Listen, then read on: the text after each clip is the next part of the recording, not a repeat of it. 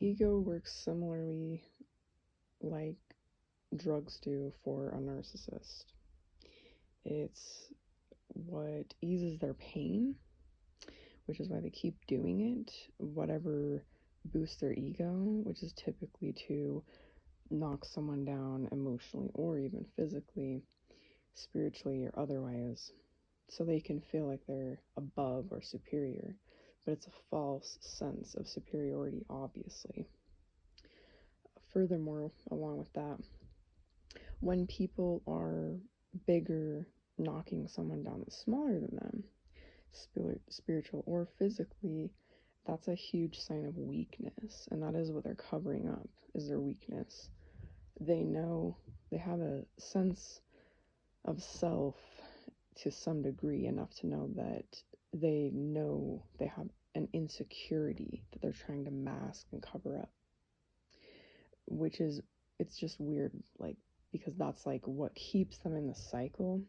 It's a guilt cycle similar to corn.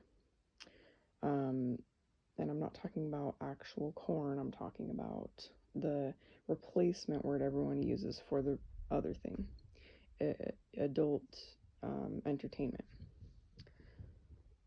So, which is also like the same as the guilt cycle that works with that, because they, get pulled into this. Basically, it's the same thing because it is an ego boosting thing. Like, you're watching people that are getting harmed and put in situations that are unrealistic, that they are forced to smile because, it's actually 90% of this stuff is trafficking of people who are not old enough to consent.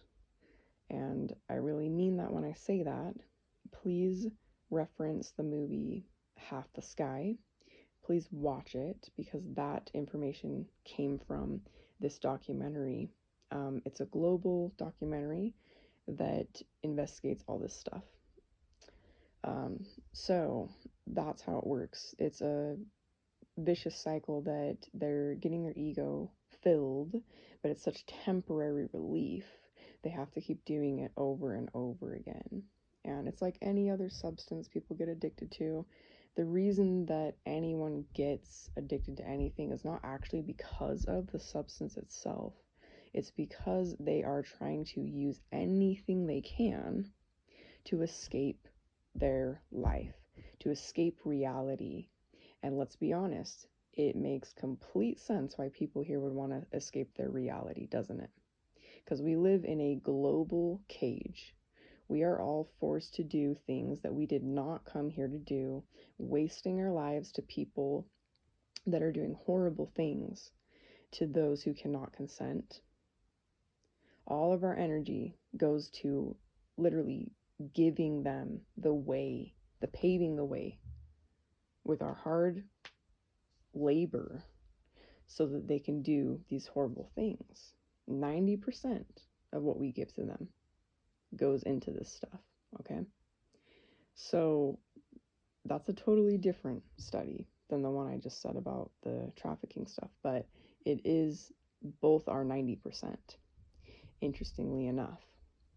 Too high, too much. That's why you can see very obviously the reason that we have grape culture.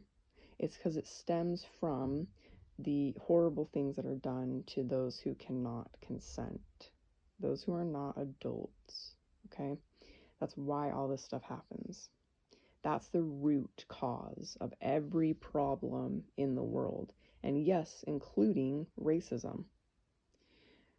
People that are trying to escape reality and doing all these horrible things to do it, because that's part of it. Doing that horrible thing is part of what some people do to escape reality.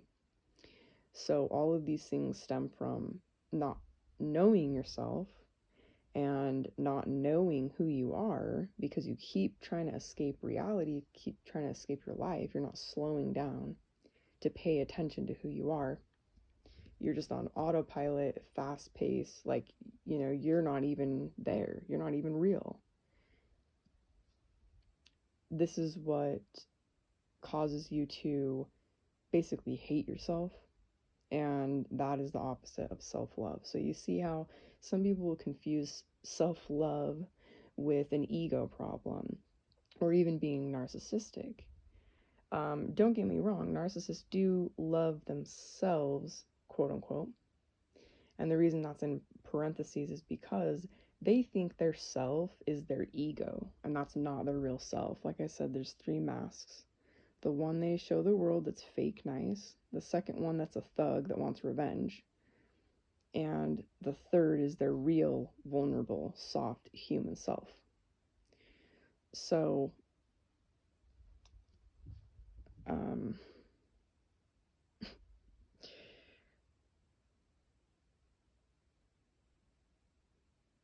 so when they get in this vicious cycle,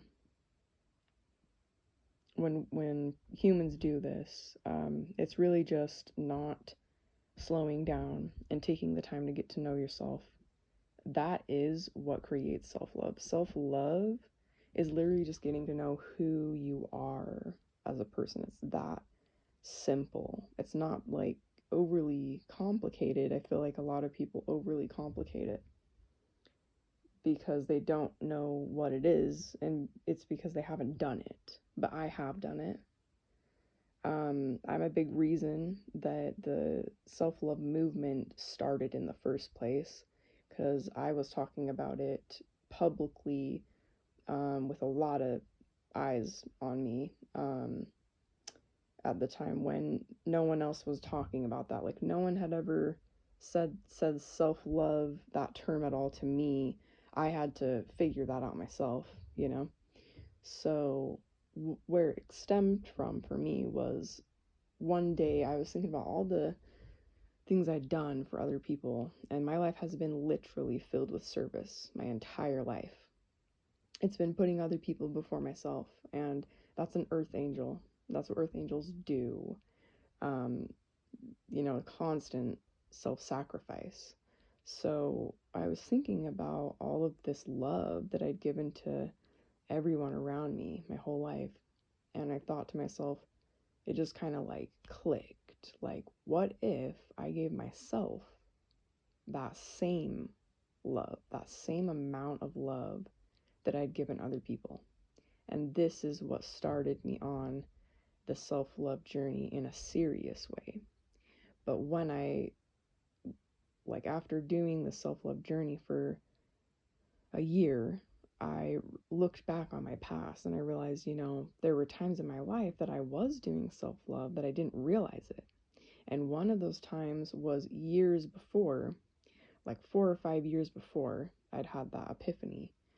And I had really bad body dysmorphia. I was working like over 100 hours a week, and I was planning to use all this money to save up so I could get all these surgeries on my body.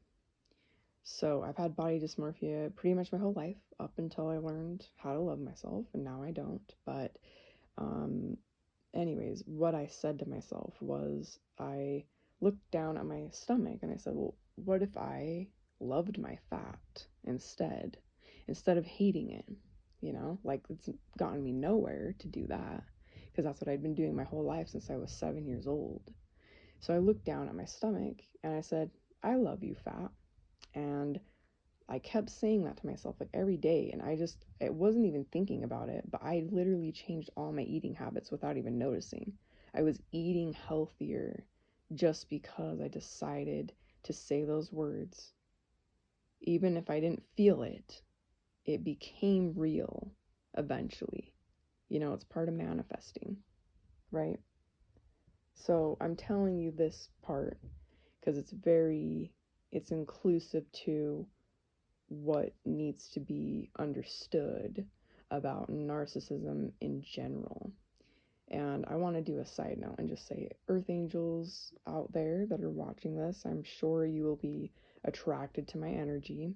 And, thank God for that, because you need to hear what I have to say to you guys. Self-sacrificing yourself is not helping the people that you're sacrificing for. They need to learn to regulate their emotions for themselves. Imagine if you kept tying your child's shoes for them And they get to be an adult and they are still dependent on you tying their shoes. So you see how this is, when you're in a situation like that, you think you're helping, but you're actually making their life harder because they're not learning how to regulate their own emotions. Okay? And this goes for everything else.